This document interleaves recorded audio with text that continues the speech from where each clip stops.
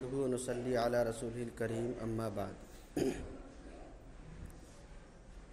قال الله تعالى في القرآن المجيد أعوذ بالله من الشيطان الرجيم بسم الله الرحمن الرحيم وآتوا النساء صدقاتهن نحلة فإن تبن لكم عن شيء منه نفسا فكلوه هنيئا مريئا صدق الله العظيم۔ محترم بزرگوں اور دینی بھائیوں، اللہ تعالیٰ نے ہم سب کو ایمان کی دولت دے کر بہت بڑا کرم اور بہت بڑا احسان فرمایا ہے۔ ایمان کی دولت اللہ کی تمام نعمتوں میں سب سے بڑھ کر ہے۔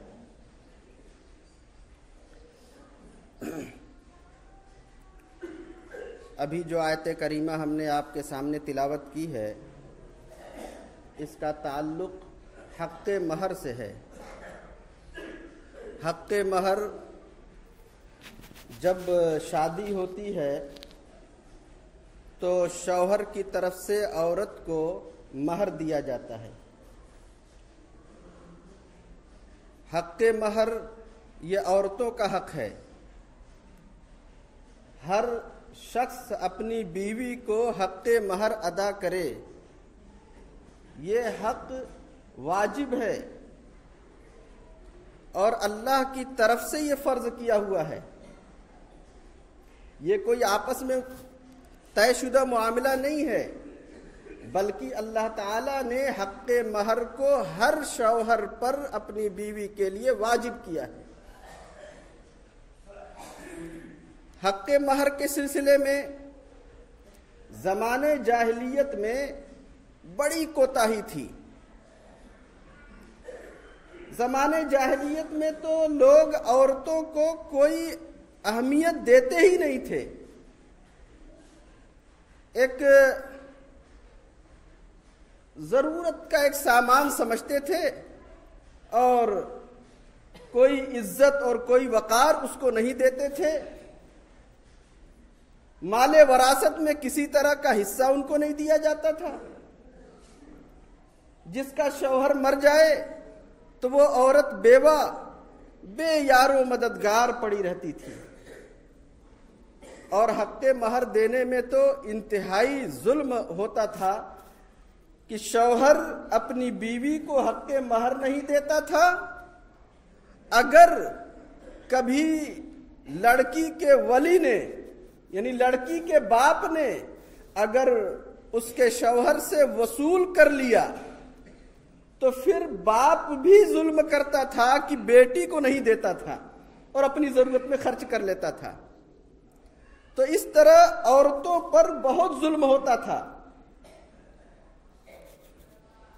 حق مہر دینے میں آناکانی ہوتی تھی۔ اگر کسی طرح کا دباؤ بن جاتا تھا تو بڑی بدمزگی کے ساتھ اور ناراضگی کے ساتھ شوہر حق مہر دیتا تھا۔ اللہ تعالیٰ نے قرآن کریم میں بہت واضح کر دیا، اور اس طرح کے ظلم کو روکنے کے لیے اللہ نے آیت نازل فرمائی، آتوا النساء صدقاتہن نحلہ، کہ عورتوں کو حق مہر دو۔ اور کیسے دو؟ نحلتن، اس کا مطلب ہے خوش دلی سے، پوری خوشی کے ساتھ۔ یہ نہیں کہ دینے میں ذرا سا دل میں تکدر ہو رہا ہے اور ایک بوجھ محسوس ہو رہا ہے، ناگواری ہو رہی ہے۔ خوشی کے ساتھ حق مہر ادا کرو، ذرا سا بھی ناگواری نہیں ہونی چاہیے۔ آتوا النساء صدقاتہن نحلہ، کہ عورتوں کا حق مہر خوشی سے دو۔ اور آگے فرمایا فَإِن طِبْنَ لَكُمْ عَنْ شَيْءٍ مِّنْهُ نَفْسًا، اگر وہ عورت اپنی رضامندی سے، اپنی خوشی سے، طیب نفس کے ساتھ اس حق مہر میں سے کچھ آپ کو واپس کر دے، یا پورا واپس کر دے تو آپ اس حق مہر کو جو آپ کو واپس مل گیا فَكُلُوهُ هَنِيئًا مَرِيئًا اس کو خوب بشاشت اور خوشی سے کھاؤ، پھر اس میں کوئی کباہت نہیں، کوئی حرج کی بات نہیں ہے، لیکن یہ قید لگی ہے فَإِن طِبْنَ لَكُمْ اگر وہ خوشی اور رضامندی سے واپس کرے، یا یہ کہ آپ نے نہیں دیا ہے اور وہ پوری خوشی اور رضامندی سے آپ سے کہہ دے کہ مجھے مہر مت دیجئے، میں نے معاف کر دیا ہے، تب تو وہ مہر معاف ہے۔ لیکن اگر رضامندی اندر سے نہیں ہے، آپ نے اس کے لیے ماحول بنایا، کہلوایا، کچھ دباؤ بنایا کہ میرا مہر معاف کر دے، اس طرح سے اس عورت نے معاف کیا تو ایسی معافی معتبر نہیں ہے۔ خوش دلی سے معافی ہوگی تو معافی معتبر ہوگی، وہاں پر وہ خوش دلی سے معاف نہیں کر رہی ہے، اس کے اوپر دباؤ بنا ہوا ہے، اور وہ عورت چونکہ شوہر کے زیر نگرانی ہے اور اس کے ماتحت ہے، اس لیے دباؤ زیادہ محسوس کرے گی۔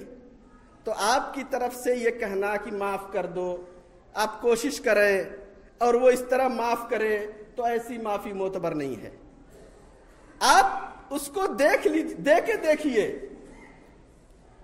اس کے ہاتھ میں دیجئے، پھر وہ اس میں سے واپس کرے، تب جانیے کہ یہ بشاشت اور پوری رضامندی سے واپس کر رہی ہے، وہ معافی معتبر ہوگی۔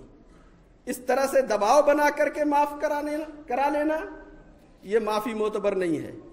شوہر کا انتقال ہو جائے اور اس نے بیوی کو مہر نہیں دیا ہے تو یہ قرضہ ہے، قرضہ معاف نہیں ہوتا۔ اگر مثال کے طور پر 10,000 مہر تھی، شوہر کا انتقال ہو گیا، بیوی کو مہر نہیں دیا تھا، تو اب جس طرح اور لوگوں کا قرضہ اس شوہر کے اوپر ہے اور اس کے مال میں سے وہ قرضہ چکایا جائے گا، ایسے ہی وہ قرضہ بھی اس عورت کو چکایا جائے گا۔ یہ قرضہ جیسے عام قرضہ ہوتا ہے ویسے یہ بھی قرضہ ہے، اور قرضہ بغیر ادائیگی کے قرضہ ادا نہیں ہوتا۔ یا تو سامنے والا خوشی سے معاف کرے تب تو معاف ہوگا، دباؤ سے معاف کرایا گیا تو ایسی معافی معتبر نہیں ہے۔ جس طرح حق مہر میں شوہر دباؤ بنائے تاکہ وہ معاف کر دے، یہ معافی معتبر نہیں ہے، کل قیامت میں پکڑ ہو جائے گی۔ ایسے ہی چندہ وصول کرنے والے اگر کسی کے اوپر دباؤ بنائے، پوری مجالٹی لے کے پہنچ جائے اہم لوگوں کو اور دباؤ بنا دے، گھیر دے اس کو، بیچارے کو 1,000 دینے کی استطاعت نہیں ہے مگر دباؤ بنا کے 10,000 لے لیا جائے، یہ چندہ معتبر نہیں ہے، اس کا نہ اس کو کوئی ثواب ملے گا، کچھ نہیں، اور وہ اگر رقم آئی ہے تو وہ جائز اور ناجائز ہونے کا مسئلہ بھی پوچھنا پڑے گا۔ اس لیے کوئی کام دباؤ سے نہ کیا جائے۔ بیوی اگر دباؤ سے معاف کرے تو یہ معافی معتبر نہیں ہے۔ تو میرے محترم دوستو، یہ حق مہر عورت کا ایسا حق ہے جو بہت ہی اکلوتا حق ہے۔ ایک حدیث میں آتا ہے کہ کوئی شخص عورت سے نکاح کرے، مہر بھی متعین ہو جائے، لیکن اس کے دل میں مہر دینے کا ارادہ نہیں ہے، وہ اندر سے وہ طے کیے ہوئے مہر تو دینا نہیں ہے، چلو نکاح تو ہو گیا، میاں بیوی بن گئے، کوئی بات نہیں، اب تو چلتا رہے گا، مہر تو دینا نہیں ہے۔ اولے دن سے اس کی نیت مہر دینے کی نہیں ہے، کل قیامت میں وہ شخص بدکار اٹھایا جائے گا، وہ زانی شمار کیا جائے گا۔ اس لیے میرے محترم دوستو، عورتوں کا جو حق مہر ہے جو لوگ اب تک نہیں دیے ہیں وہ کسی طرح بھی دے کر کے فرصت لے لیں۔ ہم لوگ اپنے بچوں اور بچیوں کی شادی میں لاکھوں روپے فالتو کا خرچ کرتے ہیں، فالتو کا، ولیمہ سنت ہے، جتنی استطاعت ہے اتنا بڑا ولیمہ کیجئے، لاکھوں روپے کا ہم اس میں سنت کی ادائیگی میں لگا دیتے ہیں، اور بیوی کا جو حق مہر ہے، جو واجب ہے، اس کو دینے میں ادھار رکھ دیتے ہیں۔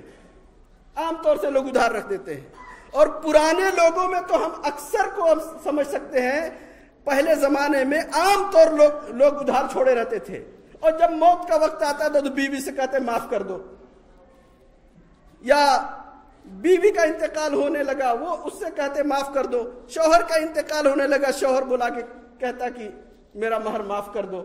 اب ایسے وقت میں بیچاری کیا کرے، سماج کو بھی دیکھنا ہے، شوہر کو بھی دیکھنا ہے، سب چیزوں کی طرف دیکھتے ہوئے وہ سوچتی ہے اگر معاف نہیں کروں گی تو میری بے عزتی رکھی ہے۔ اب اس دباؤ کے ساتھ وہ معاف کرتی ہے، تو آپ خود فیصلہ کیجئے کیا وہ معافی معتبر ہے کہ نہیں ہے۔ تو یہ عورت کا جو حق مہر ہے یہ واجب ہے اور یہ قرضہ ہے، جب تک ادا نہیں کریں گے آپ بیوی کے قرضدار رہیں گے۔ اور قرضے کے سلسلے میں سن لیجئے، قرضہ اتنی خراب چیز ہے، اچھی چیز بھی ہے خراب چیز بھی ہے۔ رسول اکرم صلی اللہ علیہ وسلم نے بھی قرضہ لیا ہے، اس طرح ہمیں ابھی اگر کہیں ضرورت پڑ جائے تو یہ سنت ادا کر سکتے ہیں کہ قرض لے کر کے ہم پھر اس کے بعد ادا کر دیں۔ جب ضرورت پڑے تو قرضہ لیا جائے، ضرورت کیسی ضرورت معتبر ہے وہ فقہا حضرات جانتے ہیں۔ سخت ضرورت کی بنیاد پر قرضہ لیا جائے اور اس کی ادائیگی کی پوری فکر کی جائے۔ ایک مرتبہ رسول اکرم صلی اللہ علیہ وسلم بیٹھے ہوئے تھے، آپ کی پیشانی مبارک پر پسینے آئے، آپ نے اس کو ہاتھ سے پوچھا اور یہ فرمایا ما انزلت تشدید، کیسی سختی نازل ہوئی ہے۔ صحابہ حیران ہیں، اللہ کے رسول کیا فرما رہے ہیں، کون سا ایسا سخت حکم آیا ہے۔ صحابہ نے عرض کیا، پوچھا اللہ کے رسول آپ وضاحت فرمائیں۔ تو رسول اکرم صلی اللہ علیہ وسلم نے فرمایا کہ شہادت تمام گناہوں کا کفارہ ہے، یعنی ایک آدمی اللہ کے راستے میں جنگ کرے، شہید ہو جائے، اس کے تمام گناہ معاف کر دیے جائیں گے، مگر قرضہ اس کے اوپر ہے تو قرضہ معاف نہیں ہوگا، قرضہ معاف نہیں ہوگا۔ اور بیوی کا قرضہ ہے تو یہ انتہائی بے غیرتی کی بات ہے کہ بیوی کا آدمی مقروض ہو اور دنیا سے جائے۔ جب تک آدمی قرضدار ہوگا اور قرض کی حالت میں دنیا سے جائے گا وہ جنت میں داخل نہیں ہو سکتا۔ جناب رسول اللہ صلی اللہ علیہ وسلم نے، آپ کا معمول تھا کہ اس آدمی کی نماز جنازہ نہیں پڑھاتے تھے جس کے اوپر قرضہ ہوا کرتا تھا۔ جب کوئی جنازہ آتا تو حضور پوچھ لیتے کہ اس آدمی پر قرضہ تو نہیں ہے، اگر قرضہ ہے تو جنازہ نہیں پڑھاتے آپ، کہتے صحابہ سے آپ لوگ پڑھ لیجئے۔ ایک جنازہ آیا، آپ سے درخواست کی گئی اس کا جنازہ پڑھا دیں، پوچھا گیا اس کے اوپر قرض ہے، معلوم ہوا 2 درہم کا قرض ہے۔ حضور نے فرمایا جب کوئی اس کی ذمہ داری لیتا ہے، حضرت ابو قتادہ رضی اللہ عنہ کھڑے ہوئے کہا کہ اللہ کے رسول میں ذمہ داری لیتا ہوں کہ اس آدمی کا قرضہ میں چکا دوں گا۔ تب رسول اکرم صلی اللہ علیہ وسلم نے اس شخص کی نماز جنازہ پڑھائی۔ آپ اس سے اندازہ کریں کہ یہ قرض کتنی خراب چیز ہے۔ آدمی بلا وجہ کا قرضہ لے لیتا ہے اور ادائیگی کی فکر نہیں کرتا۔ کتنے لوگ ہیں جو ادھر ادھر خرچ کرتے ہیں، میں کیا نام لوں، لیکن قرضہ جس کی ادائیگی فرض ہے، جس کے ادا کیے بغیر وہ جنت میں نہیں جا سکتا، دنیا بھر کی نیکیاں اکٹھا کر کے وہ قرض کی وجہ سے اٹک جائے گا، اس قرض کو ادا کرنے کی کوئی فکر نہیں۔ اللہ تعالی ہم سب کو صحیح سمجھ عطا فرمائے اور قرض کے بوجھ سے جلد سبکدوش ہونے کی توفیق عطا فرمائے۔